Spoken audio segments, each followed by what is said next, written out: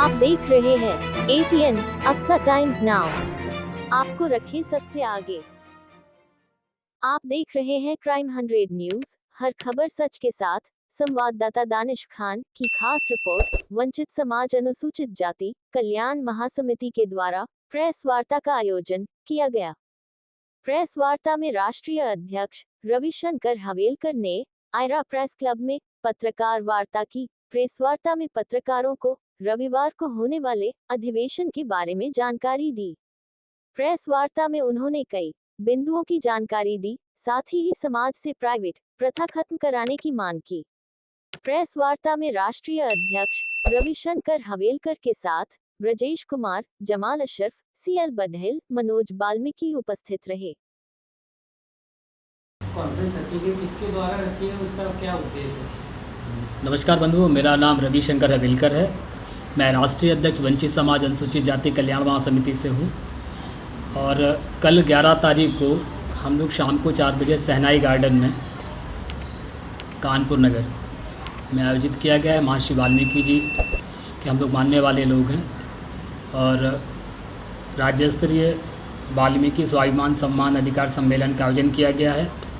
निश्चित रूप से हम लोग भारतीय जनता पार्टी से जुड़े हुए लोग हैं और मैं ये कहना चाहता हूँ कि देश प्रदेश के अंदर मोदी जी, योगी जी ने हमारे स्वच्छकार समुदाय के लोगों को केंद्र में और राज्य में बहुत कुछ देने का काम किया है।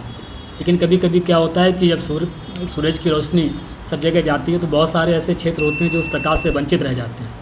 मैं जो कल हमारा वाल्मीकि समाज का राज्य स्तरीय सम्मेलन हो रहा है, जिसमें हमारे उत्तर प्रदेश सरकार के दर्जा प्राप्त राज्य मंत्री भाई गुलाम मोहम्मद जी हैं, जो डायरेक्टर हैं वक्फ विकास निगम के, उनको मैंने चीफ गेस्ट के रूप में आमंत्रित किया है। कानपुर महानगर उत्तर प्रदेश से हम लोगों ने अपने जिलाध्यक्ष दीपू पांडे जी, सलील बिश्नोई जी, सुरेश अवस्थी जी और सुरेंद्र मैथानी जी, अरुण पाठक जी, ऐसे जो भारतीय जनता पार्टी के हमारे प्रतिनिधि हैं महानगर में, उन सबको भी हमने आमंत्रित किया है।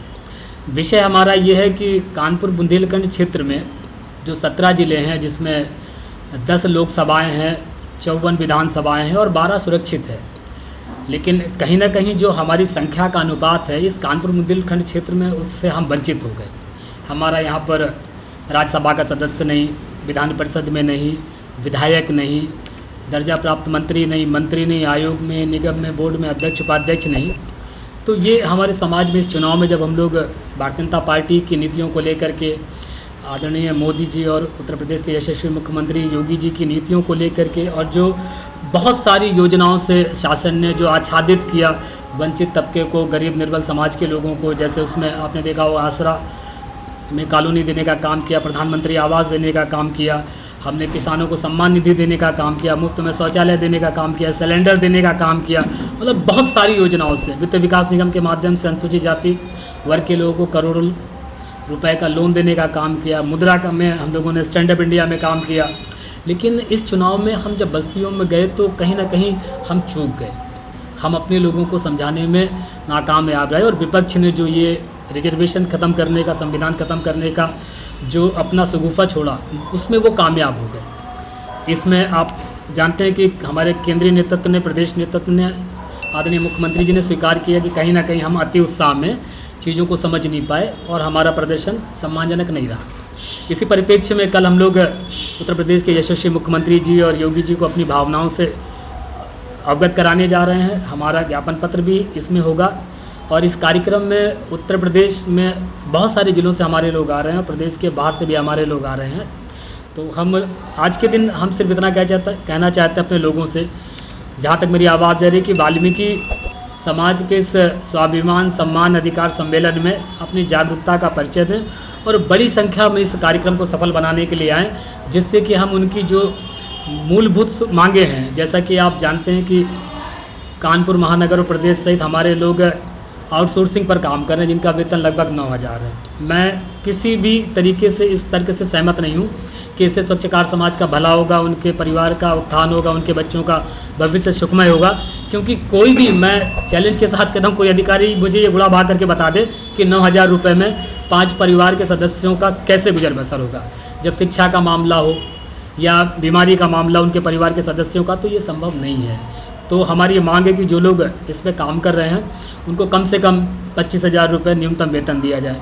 और एक अभी हमने बड़ा काम किया मध्य प्रदेश में, हमारे प्रताप करोसिया अनुसूचित वाल्मीकि समाज के जो आयोग के अध्यक्ष हैं मध्य प्रदेश शासन में, तो उन्होंने वहाँ ठेकेदारी प्रथा को समाप्त कर दिया है। उसी ग्राउंड को लेकर के, उसी जियो को लेकर के हम उत्तर प्रदेश में भी मांग करेंगे कि ये ठेकेदारी प्रथा कलंक है, इसको समाप्त किया जाए। पूर्व में मुख्यमंत्री राजनाथ सिंह जी ने भी हमारे कार्यक्रम में कहा था कि मैं इसको ये कलंक मानता हूँ, इसको मैं समाप्त करूँगा। दूसरा हमारा ये कि स्वच्छकार समाज के बहुत सारे पद उत्तर प्रदेश में रिक्त हैं। अगर उन्हीं पदों पर आप सीधी भर्ती कर दी जाए तो हमारे समाज का जो जीवन का स्तर है, उसको जीने का वो अच्छा हो जाएगा, उसका स्तर जो है बढ़ेगा। और भी बहुत सारी मांगे हैं जिसको हम लोग कल इस कार्यक्रम के माध्यम से रखेंगे। अभी तो इतना ही विषय है। और एक विषय भी बीच में आ गया, जो सुप्रीम कोर्ट की 7/6 जो खंडपीठ ने जो निर्णय दिया है आरक्षण में वर्गीकरण का, तो हमारे जितने भी वंचित समाज के लोग हैं, जैसे बसोर, बरार, धरकार, खरवार, मुसाहर, बेन, कोल, आदिवासी, कठेरिया, धानुक और भी हमारी उपजातियां हैं वाल्मीकि समाज से, ये सब लोग इसका समर्थन कर रहे हैं कि इसमें वर्ष 2012 से पिटीशन दाखिल की गई थी पंजाब से, और इसमें केंद्र सरकार की भी अहम भूमिका है। और निश्चित रूप से मैं अपने जो दलित समुदाय की जो सक्षम जातियां हैं, जो कई बार लाभ पा चुके हैं, जो IAS हैं, PCS हैं, डॉक्टर हैं, वकील हैं, अन्य क्षेत्रों में काम कर रहे हैं, उन लोगों को बड़ा दिल करते हुए अपने जो वंचित लोग रह गए हैं, जो उपेक्षित लोग रह गए हैं, हाशिए के समाज को, उसकी सामाजिक, राजनीतिक, आर्थिक स्थिति को ध्यान में रखते हुए रिजर्वेशन कोटे को छोड़ देना चाहिए अपने भाइयों के लिए, बड़ा दिल दिखाते हुए।